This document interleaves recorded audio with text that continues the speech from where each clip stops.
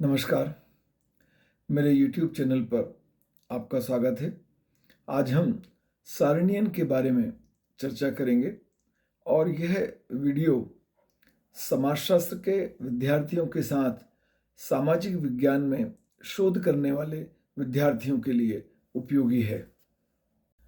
एक सामाजिक शोधकर्ता द्वारा शोध सामग्री को एकत्रित करने के पश्चात उसको निष्कर्ष योग्य बनाने के लिए कुछ प्रक्रिया और चरणों का पालन करना होता है और सारणियन शोध सामग्री के वर्गीकरण करने के पश्चात उस सामग्री को तुलना योग्य बनाने और निष्कर्ष योग्य बनाने के लिए एक मध्य की प्रक्रिया है और इसी प्रक्रिया के माध्यम से वह शोधार्थी अपने निष्कर्ष तक पहुंच पाता है। सारणियन वह विधि है जिसमें संकलित तथ्यों को व्यवस्थित लोगों तक पहुंचाने के लिए, बोधगम्य बनाने के लिए उन्हें इस प्रकार से संक्षिप्त बनाया जाता है जिससे एक ही शीर्षक के अंतर्गत एक विषय से संबंधित, एक शीर्षक से संबंधित सामग्री को एक साथ प्रदर्शित किया जा सके, प्रस्तुत किया जा सके, ताकि देखने वाला उस सारणी को देखकर ही किसी निष्कर्ष पर, किसी निर्णय पर पहुंच सके कि यह सारणी उसे क्या बताना चाहती है, सारणी के माध्यम से जो आंकड़े प्रदर्शित किए गए हैं वे क्या कहना चाहते हैं। क्लार्क एवं शकाडे के अनुसार सांख्यिकी सारणी संक्षिप्त विवरण सहित यह बताने के लिए कि वे क्या हैं, संख्याओं का एक तर्कपूर्ण रूप से प्रस्तुतिकरण है। डॉक्टर एल हेंस के अनुसार विस्तृत अर्थ में तथ्यों के स्तंभों में क्रमबद्ध रूप में व्यवस्थित करने को सारणियन कहते हैं। बात स्पष्ट है कि एक शोधकर्ता द्वारा जो शोध सामग्री का संग्रह किया गया है उस सामग्री को इस प्रकार से तर्कपूर्ण बना के संख्यात्मक ढंग से उसे इस प्रकार से प्रस्तुत करना कि वह सामग्री अन्य व्यक्तियों तक बोधगम्य हो, वह उसके माध्यम से किसी निष्कर्ष पर पहुंच सके। सारणियन क्यों आवश्यक है? सारणियन के क्या उद्देश्य हैं? सारणियन नहीं करेंगे तो क्या होगा? सारणियन का मुख्य उद्देश्य है संबंधित निष्कर्षों को सुलभ रूप से, क्रमबद्ध रूप से लोगों तक इस प्रकार पहुंचाना कि वह उस सामग्री के आधार पर एक निष्कर्ष पर, एक निर्णय पर पहुंच सके, उन्हें बात आसानी से समझ में आ जाए। पहला है इसमें उद्देश्य के अंतर्गत सूचनाओं को बोधगम्य बनाना, संग्रहित सामग्री को इस प्रकार से प्रस्तुत करना कि साधारण व्यक्ति भी उस सामग्री को देखकर प्रस्तुत किए जा रहे विचार को, प्रस्तुत किए जा रहे तथ्य को, प्रस्तुत की जा रही सामग्री को आसानी से समझ सके। तथ्यों का स्पष्टीकरण करना, संग्रहित सामग्री की विशेषताओं को स्पष्ट करने के लिए भी सारणियन किया जाता है। सारणियन के अंतर्गत विभिन्न शीर्षकों में विभिन्न प्रकार की सामग्री प्रस्तुत की जाती है और अलग अलग प्रकार की सामग्री को अलग अलग विशेषताओं के साथ प्रकट किया जाता है ताकि आसानी से वह समझ में आ जाने योग्य हो। तुलना में सुविधा होती है। सारणियन संग्रहित सामग्री को इस प्रकार से प्रस्तुत करता है कि विभिन्न तथ्यों को अलग अलग शीर्षकों में वर्गीकृत किया जाता है और उस वर्गीकरण का लाभ यह होता है कि आपस में परस्पर तुलना करके निष्कर्ष निकाले जा सकते हैं, व्याख्या की जा सकती है। संक्षिप्तीकरण सारणी बहुत आवश्यक है, सारणियन बहुत आवश्यक है। सारणियन के माध्यम से गागर में सागर भरने का प्रयास किया जाता है।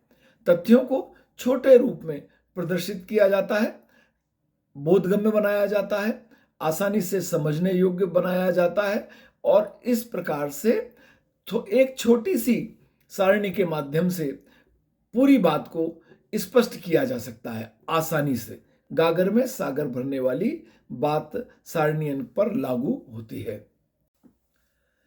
सामग्री का सारणियन के माध्यम से प्रस्तुतिकरण करते समय उसकी कुछ आवश्यकताएं होती हैं, अनिवार्यताएं होती हैं, कुछ उसकी लक्षण होते हैं इन सब का पालन करना, इन सबको देखना भी आवश्यक होता है, ताकि सारणी देखने में अच्छी लगे और इस तरह से बनाई जाए कि उसके माध्यम से तथ्यों का स्पष्टीकरण हो सके।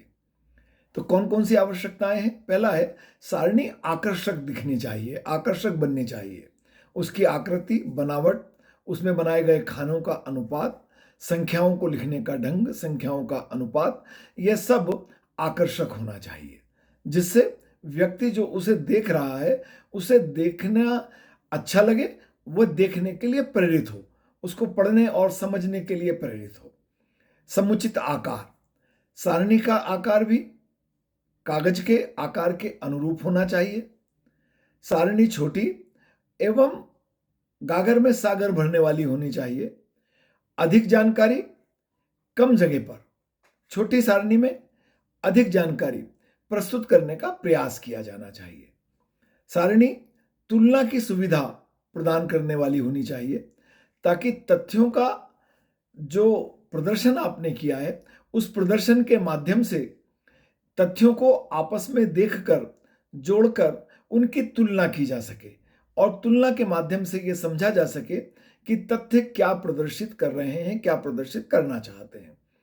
सारणी स्पष्टता और सुगमता से होनी चाहिए, उसमें स्पष्टता होनी चाहिए, वो सुगम होनी चाहिए। और स्पष्टता और सुगमता से तात्पर्य यह है कि सारणी जो उस विषय से संबंधित विशेषज्ञ है, केवल उसके लिए नहीं बल्कि साधारण व्यक्ति के लिए भी समझ में आने योग्य होनी चाहिए। सारणी उद्देश्यों के अनुकूल होनी चाहिए। सिर्फ उद्देश्य के अनुकूल अपेक्षित सूचनाएं जो आवश्यक हैं वो सारणी में दी जानी चाहिए।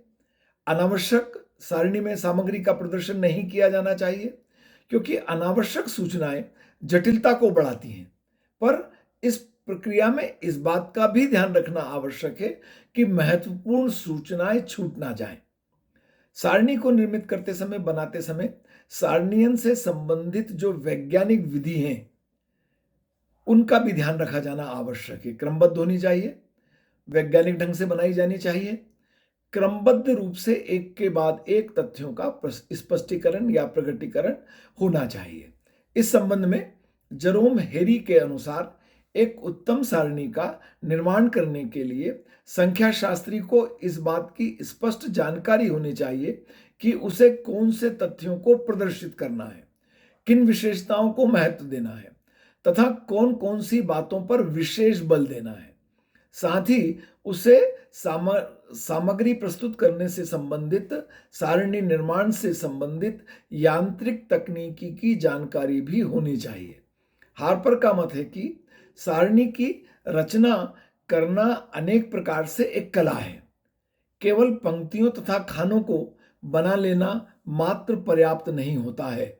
सारणी के निर्माण के लिए विशेष अनुभव, ज्ञान, प्रशिक्षण, विवेक और कुशलता की आवश्यकता होती है। एक सारणी जो हम देख रहे हैं हमारे समक्ष है, उस सारणी में क्या क्या होना चाहिए, सारणी के कौन से भाग आवश्यक रूप से उस सारणी में होने चाहिए।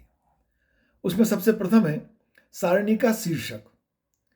सारणी की एक क्रम संख्या होनी चाहिए, एक से लेकर जहां तक भी आपको बनानी है, और प्रत्येक सारणी का अपना एक शीर्षक होना चाहिए, जिससे ये पता चले कि उस सारणी के माध्यम से शोधकर्ता क्या दिखाना चाहता है, क्या बताना चाहता है। उपशीर्षक भी होने चाहिए। सारणी में दो प्रकार के खाने होते हैं, खड़े खाने और आड़े खाने। खड़े एवं आड़े खानों पर भी जो सामग्री प्रदर्शित की जा रही है उससे संबंधित उपशीर्षक दिए जाने चाहिए। सारणी में जो रेखाएं होती हैं, जो खानों का विभाजन करती हैं, उनको खानों की महत्ता के अनुसार मोटा या पतला बनाया जाना चाहिए। सारणी तुलनात्मक होनी चाहिए, और जब तुलनात्मक सामग्री है सारणी हम बनाएंगे तो तुलनात्मक जो आंकड़े हैं, जिस आंकड़ों से तुलना करके कोई व्यक्ति जो देखने वाला है किसी निर्णय पर पहुंचेगा, किसी निष्कर्ष पर पहुंचेगा, सारणी को समझने का प्रयास करेगा, तो अगर वह तुलनात्मक आंकड़े पास पास होंगे तो वह आसानी से समझ सकेगा। तो सारणी को जो निर्माण करते समय जो तुलनात्मक आंकड़े हैं वो पास पास प्रदर्शित किए जाने चाहिए। योग एवं प्रतिशत, सारणी को प्रदर्शित करते समय योग, कुल योग और प्रतिशत भी दिखाना चाहिए। प्रतिशत को दिखाने से सारणी का अर्थ, सारणी का सार आसानी से देखने वाले को समझ में आता है। सामग्री के स्तोत्र की जानकारी भी सारणी में दी जाना चाहिए। इससे सारणी विश्वसनीय बन जाती है। सारणी में आवश्यक टिप्पणियां दी जानी चाहिए और यह टिप्पणियां जो विशेष शब्द हमने सारणी में प्रयोग किए हैं उनके लिए होते हैं। जो हम पूरक सूचनाएं दे रहे हैं उनको स्पष्ट करने के लिए होते हैं और यह टिप्पणियां सारणी के अंत में दी जानी चाहिए। संकेताक्षर का भी प्रयोग किया जाना चाहिए। संकेताक्षर देना आवश्यक है तो उन्हें सारणी के अंत में स्पष्ट कर देना चाहिए और यदि नहीं है संकेताक्षर तो इसकी आवश्यकता नहीं है। डॉक्टर वाडिंगटन का सुझाव है कि किसी भी स्थिति में एक सारणी में बहुत अधिक विवरण प्रस्तुत नहीं किए जाने चाहिए। W.I. किंग का कथन है कि सारणी यदि बड़ी होती है तो वह आंखों के लिए भ्रामक हो जाती है। शीर्षकों की अधिकता से समंकों की प्रवृत्तियां तथा मुख्य तथ्यों पर उचित बल देने पर रोक लग जाती है।